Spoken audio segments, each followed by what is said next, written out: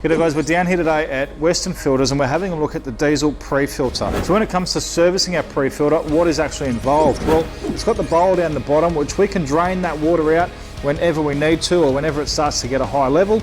But the diesel pre-filter we want to change every 20,000 Ks, which is simply just a replacement.